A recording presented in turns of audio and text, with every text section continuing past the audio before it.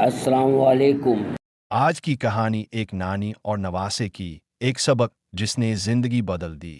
آئیے دیکھتے ہیں یہ داستان۔ تمہیں یہاں سے چلے جانا چاہیے اور دوبارہ واپس مت آنا۔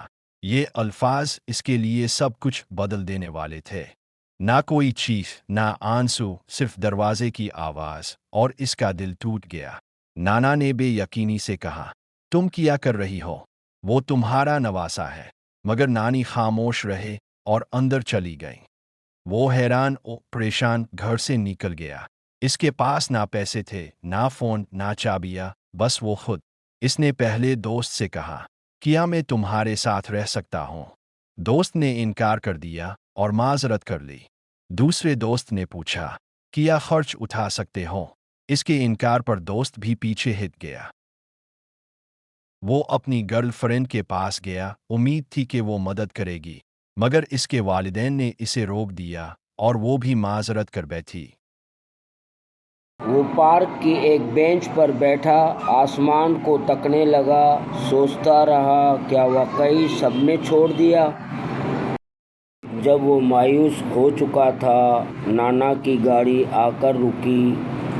آؤ گھر چلتے ہیں۔ گھر پہنچتے ہی نانی نے گلے لگانا چاہا، مگر اس نے پیچھے ہٹ کر روک دیا۔ نانا نے کہا، اس نے یہ سب اس لیے کیا تاکہ تم جان سکو کون تمہارا ہے اور کون صرف فائدے کے لیے تمہارے قریب تھا۔ نانی کی آواز کانپ رہی تھی، میں نے تمہیں تکلیف دی تاکہ تم حقیقت دیکھ سکو۔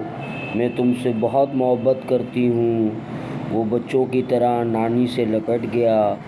تب اس نے سیکھا، کبھی کبھی جو تم سے سب سے زیادہ محبت کرتا ہے وہی تمہیں سب سے زیادہ تکلیف بھی دیتا ہے، تاکہ تم سچ دیکھ سکو۔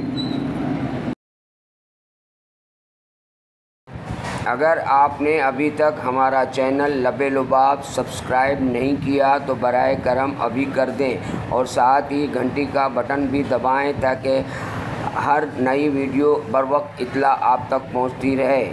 شکریہ۔